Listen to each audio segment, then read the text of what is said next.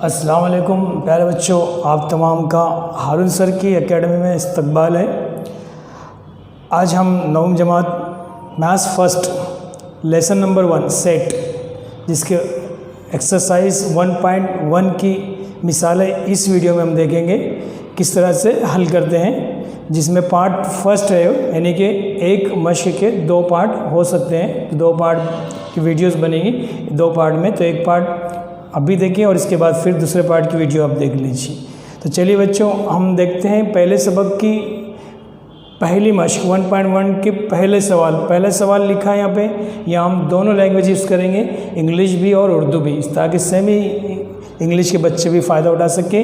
तो write following set in roster form. Set लिखने के हम तरीके देख चुके हैं। रोस्टर फॉर्म यानी कि फहरिस्त तरीका।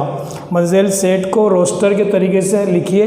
रोस्टर का तरीका को फहरिस्त तरीका भी कहा जाता है, यानी कि फहरिस्त बना के लिखना है। तो यहाँ पे देखिए पहला क्वेश्चन है सेट ऑफ इवन नंबर, जुफ्त अदाद का सेट। यहाँ पे जुफ्त अदाद का सेट कहा गया। जुफ्त अदाद आप जानते हैं, ऐसे अदाद जो 2 के ज़र्ब में होते हैं या 2 से 2 पूरी तरह से तकसीम होने पर हासिल होने वाला अदद मुकम्मल अदद होता है। जैसे कि 2, 4, 6, 8, 10, 12, 14 इस तरह के जो अदद होते हैं जुफ्त अदद है ना, ये आपको पता है। तो यहाँ पे हम कई सेट का नाम ले लेते हैं।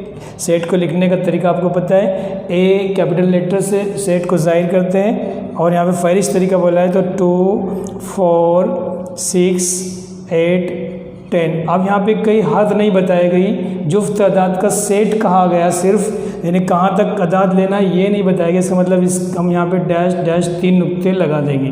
कितने नुक्ते लगा देंगे? 3 नुक्ते, डैश डैश डैश। और इस तरह से ये आंसर आपका कंप्लीट हो गया, जवाब आ गया। ओके, तो ये इस सेट को इस तरह से लिखते हैं इस तरीके से।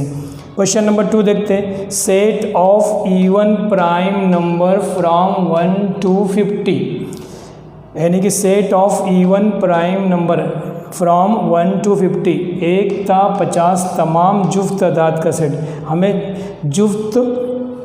तमाम जुफ्त मुफरद अदाद का सेट, यहाँ पे मुफरद लफ्ज़ हम लिखेंगे, जुफ्त मुफरद अदाद का सेट। 1 ता 50 तमाम जुफ्त मुफरद अदाद का सेट। ओके, मैं सवाल इसलिए लिख लिया हूँ कि वो थोड़ा इसमें वक्त ज़ाया ना हो। Set of even prime number from 1 to, तो 1 से लेकर 50 तक तमाम मुफर्रद अदाद। मुफर्रद अदाद किसको कहते हैं? ऐसे अदाद जो एक और उसके ख़ुद के पहाड़े में आते और किसी और के पहाड़े में नहीं आते, या किसी और अदद से वो तकसीम नहीं होते, ख़ुद से तकसीम होते हैं, या सिर्फ एक से, यानी उनका जो आद होता है वो ख़ुद वो अदद होता है और एक होता है बस।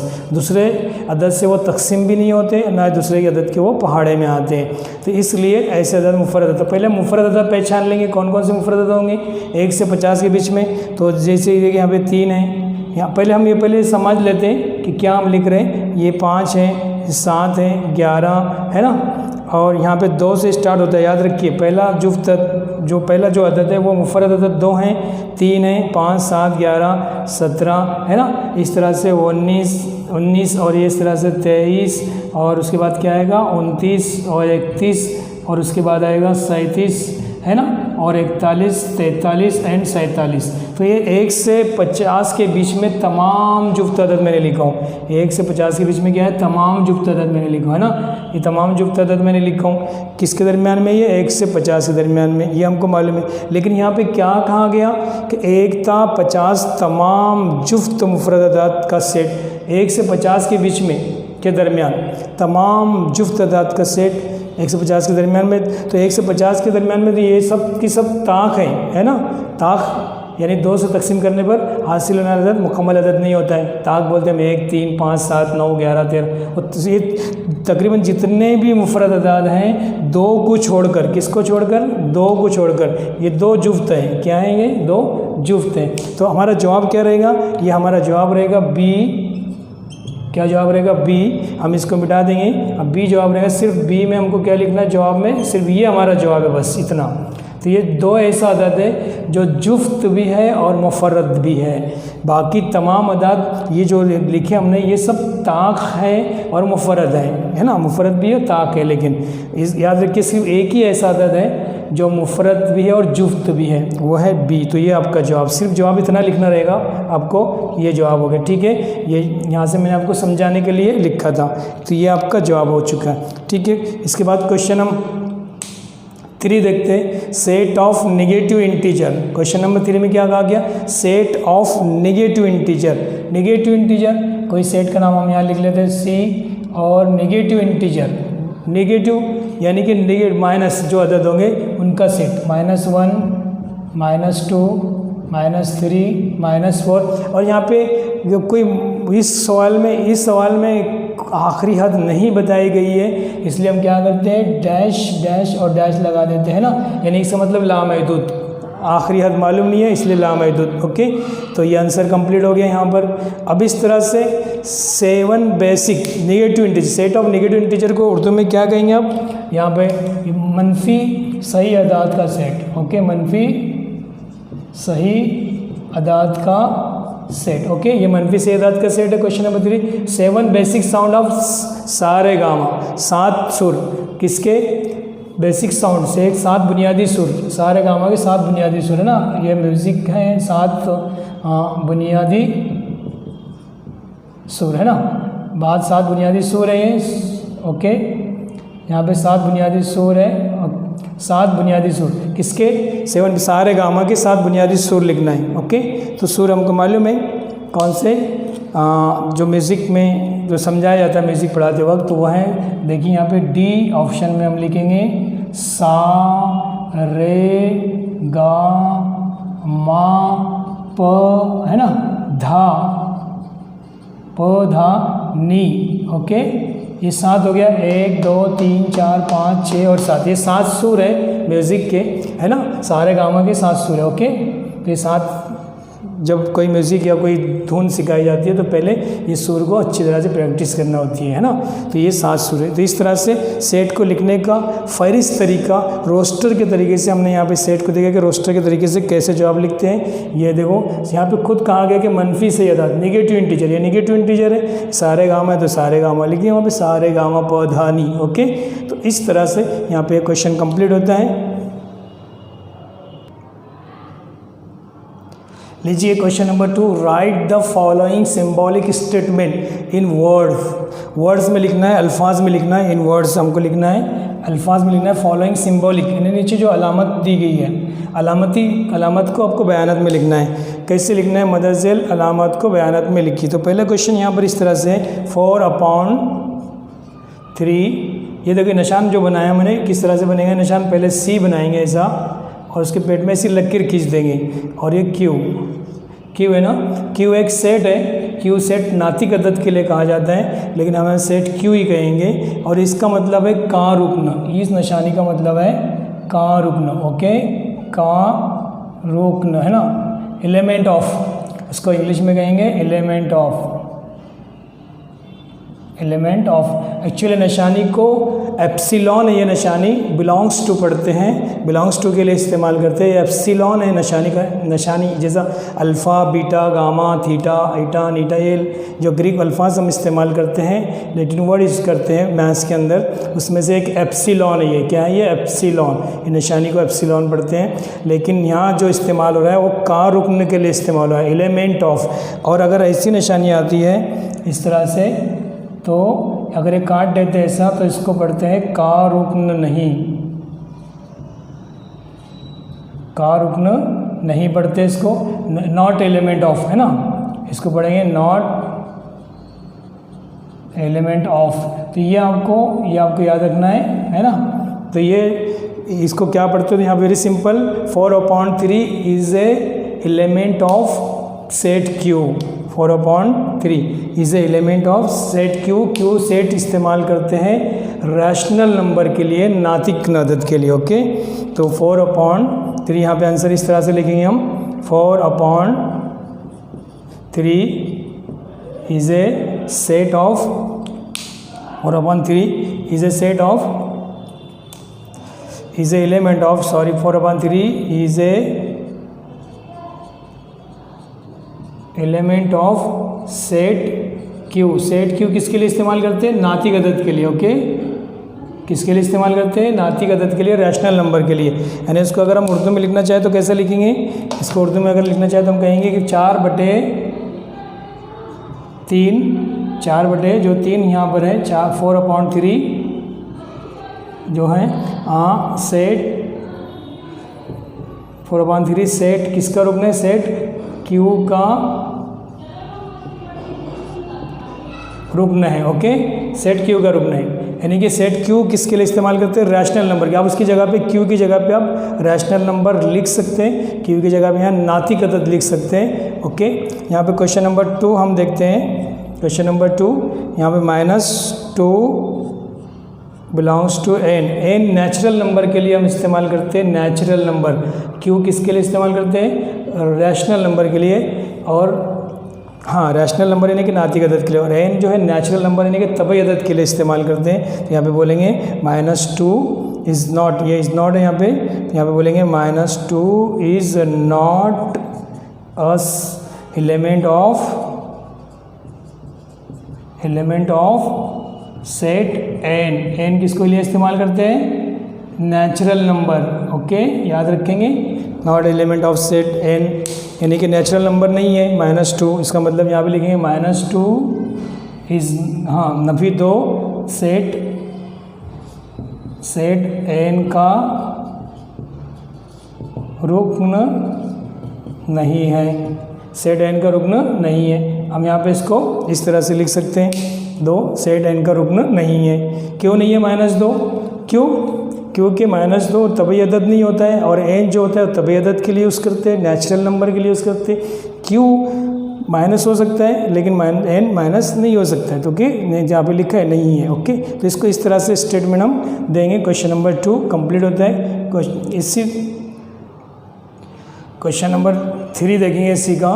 पी द सेट के अंदर लिखा है, देखो ये इन्वर्टेड कॉमा है, करली कॉमा, देखिए इन्वर्टेड यहाँ पे कॉमा में लिखे हमने, सॉरी इन्वर्टेड कॉस है यहाँ पे, ये करली ब्रैकेट है, करली ब्रैकेट को लिखे पी, ये लक्षानी को पढ़ते such that P is an odd number. P क्या है? ऑड नंबर है। तो उसका जवाब कैसे लिखेंगे? ये आंसर है set P is a set of N odd number. P is a set of N, double set की जरूरत नहीं, P is a set of N odd number. Set P ताक अदाद का सेट है, इसका जवाब हो गया। बहुत आसान जवाब है, छोटा सा जवाब है, इतने छोटे छोटे जवाब आते हैं इन सवालों के। देखते हैं नेक्स्ट क्वेश्चन। चलिए सवाल को समझ लेते हैं। Question number 4, right the following set using listening method. Listening method यानी कि फहरिस्त तरीके का इस्तेमाल करके सेट को लिखना है, मंदजल सेट को फहरिस्त तरीके से हमको लिखना है। क्वेश्चन दिया कि all month in the Indian solar year, यानी हिंदुस्तानी शमसी साल के तमाम महीने, साल के महीने, हिंदुस्तानी जो शमसी साल है उसके तमाम महीनों को हमको लिखना है। शमसी साल के जो महीने होते हैं वो हैं, जैसा कि जिस तरह से ग्रेगोरियन साल के महीने होते हैं जनवरी, फरवरी, मार्च, अप्रैल से लेकर दिसंबर तक, ये ग्रेगोरियन साल के महीने होते हैं। और हमारे इस्लामी महीने होते हैं मुहर्रम, सफ़र, रबीउल अव्वल, ये इस्लामी महीने हो गए। इसको लूनर महीने भी कहा जाता है इसको, है ना। और ये शमसी महीने जो हैं, शमसी महीने जो शमसी साल के महीने होते हैं वो होते हैं चैत्र, वैशाख, ज्येष्ठ, आषाढ़, श्रावण, भाद्र, अश्विन, कार्तिक, अग्रहायण, पौष, माघ और फाल्गुन। मैंने उर्दू में इसलिए नहीं लिखा कि नाम है, नाम तो आप पढ़ लेंगे, तो नाम आप इंग्लिश में लिखो या उर्दू में लिखो तो बात एक ही है। तो ये 12 महीने जो है ये शमसी साल के महीने, तो उसकी फहरिस्त हमने क्या की है, इसको करली ब्रैकेट में लिख के और हर महीने के बीच में एक कॉमा लगाया है ना, कॉमा लगाते हैं और इस तरह से फहरिस्त बना कर लिख दिया जाता है। तो ये हो गया, जवाब कंप्लीट हो गया। ठीक है, सिर्फ महीनों के नाम लिखना है लेकिन आपको तरतीब से लिखना है, आगे पीछे होंगे तो भी चलेगा लेकिन पूरे 12 महीने के नाम लिखना होंगे। तो ये शमसी साल के महीने हैं, याद रख कर लीजिए आप इसको, शमसी साल के महीनों को। इसी सवाल का दूसरा क्वेश्चन कहा कि letters in the words complement. Complement में अल्फाज हरूफ तहजी का सेट, कॉम्प्लीमेंट में जो हरूफ है उसका सेट, कॉम्प्लीमेंट में जो हरूफ है उसका सेट। यहाँ पे उर्दू में लिख लेते हैं हम, इस लेटर में जो है हरूफ का सेट, कौन से लेटर का? कॉम्प्लीमेंट हरूफ का सेट। ओके, हरूफ का सेट, कॉम्प्लीमेंट हरूफ का सेट। लफ्ज़ कॉम्प्लीमेंट, ये लफ्ज़ है, लफ्ज़ कॉम्प्लीमेंट में, कॉम्प्लीमेंट लफ्ज़ में हरूफ का सेट, हर या हरूफ का सेट बनाएंगे, कैसे बनाएंगे? आसान से देखिए, क्वेश्चन तो समझ रहे में आ रहा है आपको। चौथे सवाल का सेकंड क्वेश्चन हम कर रहे हैं। अब यहाँ पर देखिए किस तरह से ये कॉम्प्लीमेंट है, कॉम्प्लीमेंट। तो यहाँ पे आपको देखना है कि कहाँ से स्टार्ट हो। सी है यहाँ पर, यस सी लिखेंगे, ओ है यस ओ लिखें, एम लिखेंगे यस, और यहाँ पे पी है, पी लिखे हमने, एल लिखे, ओके, ई लिखे। फिर इसके बाद एम आ गया। जो एम आप पहले लिख चुके हम, तो जो लेटर 2 मरतबा आ रहा है उसको एक ही बार लिखना होता है। तो यहाँ पे ई भी 2 मरतबा है, तो ई नहीं लिखेंगे, एन लिखेंगे और टी लिखेंगे। ये तमाम लेटर से मिलकर कॉम्प्लीमेंट वर्ड बना है। तो ये हो गया फहरिस्त तरीका है, बहुत आसान तरीका है। सिर्फ हमने कॉम्प्लीमेंट के लेटर लिखे, इसमें जो लेटर 2 मरतबा आया है, ये लेटर भी 2 मरतबा आया, उसको एक ही बार लिखेंगे, याद रखेंगे। इस तरह से कॉम्प्लीमेंट का सेट फहरिस्त तरीके से हो गया। ओके, देखिए इसी क्वेश्चन तीसरा है, set of human sensory organs. इंसानी जो आज़ा के हवास खमसा का जो सेट बोला है, सेंसरी ऑर्गन, जो हमें एहसास दिलाते हैं, जिससे हमें नॉलेज हासिल होता है, हमारे दिमाग में जो नॉलेज इनपुट होता है। ऐसे हमारे 5 अज्ज़ा हैं, 5 आज़ा हैं जिसको हम हवास खमसा कहते हैं। वो आज़ा है कौन कौन से? जिल्द से पता चलता है ठंडाई के गर्म में, नाक, कान, आँख और ज़बान, ये हवास खमसा है। ये जो है ये इसका सेट बन गया, हमने सेट बना दिया और उसको तरतीब में लिख दिया इस तरह से। ये आगे पीछे होगा चलेगा, ओके, लेकिन कॉमा लगाना है बीच में और इस तरह से सेपरेट करके इसको लिखना है। यहाँ पे इंग्लिश में लिख सकते हैं हम लोग, क्या होगा? स्किन, इंग्लिश में लिखेंगे तो क्या आएगा? स्किन, है ना, और nose, ear, eye and tongue. Okay, तो इंग्लिश वाले लिख सकते हैं इस तरह से, है ना, स्किन लिख लेंगे। बाकी नोज़, कान, आँख तो पता ही है आपको, है ना, और स्किन भी पता है, और ज़बान को टंग बोलते हैं, ये भी आपको पता है। तो इस तरह से सेम इंग्लिश वाले भी 5 अरकान वो इस तरह से हवास खमसा सेंसरी ऑर्गन्स लिख लेंगे। ठीक है, अगर मैं चाहूँ तो यहाँ लिख दो, आपको ये लिख लीजिए आप लोग, है ना। तो इंग्लिश में किस तरह से लिखना होगा? Set C is equal to, ये क्या है, चलो इसी में लिख लेते हैं। जिल मीन्स स्किन, ओके, नाक मीन्स आपको पता है नोज़, है ना, ईयर, है ना, हाँ, कान है ना, कान, ईयर, आँख, आई, है ना, और एक टंग। ठीक है, तो यहाँ सेंसरी ऑर्गन हमने लिख लिए, उर्दू वाले उर्दू में और सेमी वाले इंग्लिश में लिख लेंगे। ठीक है, तो ये इस तरह से सेट को फहरिस्त बना के हम लिखते हैं। अब हमने यहाँ पर फहरिस्त तरीके से देख लिया। अब हम उसको देखिए, मजल सेट को इबारती तरीके से लिखिए। कौन से तरीके से लिखना है? इबारती तरीके से लिखना है। Right the following set using rule methods. Rule method के ज़रिए हमको लिखना है। ये हमको कौन से मेथड से दिया गया? ये लिस्टनिंग मेथड से दिया गया, फहरिस्त तरीके से दिया गया सेट। अब इसको हमको इबारती तरीके से नहीं कि रूल के मेथड से लिखना है सेट को। तो कैसे लिखिए हम रूल के मेथड से ज़रिए? देखिए यहाँ पे बहुत आसान तरीका है। यहाँ पे ए इज इक्वल टू, अब हम आंसर लिख रहे हैं, सॉल्यूशन लिख रहे हैं। कैसे लिखेंगे? ये अब अदद नहीं लिखेंगे, अदद के बदले में कोई लेटर ले लेंगे। तो यहाँ पे हमने ले लिया एक्स और निशानी खींचेंगे, इसको बोलेंगे जबकि, such that x belongs to, x जो है बिलोंग्स टू, ये बिलोंग्स टू की निशानी है, x बिलोंग्स टू, इसको पढ़ेंगे x बिलोंग्स टू, है ना, n। इसका मतलब ये हुआ कि x जो है तबई अदाद है, यानी x जो है तबई अदाद का, ये सब तमाम तबई अदाद हैं। देखिए तबई अदाद ले सकते हैं यहाँ पे, और तबई अदाद है। और यहाँ पर x जो तबई अदाद है और तबई अदाद के साथ साथ आप यहाँ पे देखेंगे तो x is equal to n square, यहाँ पे स्क्वायर हो रहा है। देखिए ये 1 का स्क्वायर है, ये 2 का स्क्वायर है, 3 का स्क्वायर है, ये 4 का स्क्वायर है ना, और x बराबर n स्क्वायर। और n कैसा है? n देखो यहाँ पे 3 बातें हो रही है। x को पहले कहा जा रहा है कि वो तबई अदाद है, x क्या है? n का मुरब्बा है, यानी कि n की जगह 1 रखेंगे, n की जगह 2 रखेंगे तो ये जवाब आएगा, n की जगह 3 रखेंगे तो ये जवाब आएगा, n की जगह 4 रखेंगे तो ये जवाब आएगा। इस तरह से n की जगह 5 रखेंगे तो 25 आएगा। इस तरह से रखते जाएंगे तो n की जगह 10 रखें तो x is equal to n square, यानी कि n स्क्वायर। ओके, और x चूँकि तबई अदाद है, और n कैसा है ये देखना है आपको। n कैसा है? 10 के बराबर है। किसके बराबर है? 10 के इक्वल है या 10 से छोटा है। 10 के इक्वल है ना, यहाँ पे 10 के इक्वल दिखाई दे रहा है, क्लियर आपको? तो x जो यहाँ पर है वो 10 के इक्वल है। ओके, छोटा भी बोल सकते हैं, यहाँ पर छोटा भी है, सब छोटे हैं, और 10 के इक्वल भी है, डबल निशानी लगी है। तो 10 से छोटा या 10 के इक्वल। तो इस तरह से ये जो तरीका हमने लिखा है ये है इबारती तरीका लिखने का, सेट को रूल मेथड जिसको हम कहते हैं, इज़हार ख़याल का तरीका, इज़हार उसूल का तरीका। ओके, यहाँ पे ख़यालात का इज़हार किया गया। ठीक है, इसी को हम क्वेश्चन नंबर 2 देखते हैं। अब देखिए क्वेश्चन नंबर 2 में बी सेट दिया गया। कौन से तरीके से दिया गया है? वो फहरिस्त तरीके से दिया गया, लिस्टनिंग मेथड के तरीके से दिया गया। और हमको कौन से मेथड से लिखना है? रूल मेथड से लिखना है, इबारती तरीके से लिखना है। तो 6 है, 12 है, 18 है, 24 है, 30, 36, 42 और 48 तक है। इसका मतलब ये 6 का पहाड़ा कहाँ तक पड़ गया? 6, 8 है, 48, 8 तक है ना। 6, 12, 6 का ज़रब है ना, 6 का ज़रब में मल्टीपल है, 6 के मल्टीपल में। तो इस बात को याद रखना है। यहाँ पे हमने एक्स लेटर लिए थे, अब हम यहाँ पे हम दूसरा लेटर, कोई भी लेटर यूज़ कर सकते हैं, लेकिन बार बार वही लेटर नहीं यूज़ करेंगे। देखो ए में लेटर एक्स है तो हम यहाँ पे दूसरा कोई लेटर यूज़ कर सकते हैं, कोई भी 26 लेटर में से आप यूज़ कर सकते हैं। तो वाई है, y is equal to 6n। 6n मतलब n के मल्टीपल में है। n क्या है? तबई अदद है। n क्या है? तबई अदद है, क्योंकि कोई भी मनफी अदद नहीं है यहाँ पर, है ना, और कोई भी कसर नहीं है, इसलिए n जो है वो तबई अदद कहेंगे हम। या y तो 6 के मल्टीपल में है और n तबई अदद। और n कैसा है मालूम यहाँ पर किसके बीच में? n 6 1 1 का पहाड़ा है, यानी कि मतलब n जो है 0 से बड़ा है ना। 0 का पहाड़ा तो होते ही नहीं है, यहाँ पे 0 1 का पहाड़ा है, तो n जो है वो 0 से बड़ा बोलेंगे हम यहाँ पर। और यहाँ ऐसा लिख सकते हैं आप, n 0 से बड़ा है, और मतलब 0 से बड़ा तबई अदद 1 होता है, तबई अदद तो 1 होता ही है, 0 होता ही नहीं, तो यहाँ पे इसकी ज़रूरत भी नहीं लिखने की।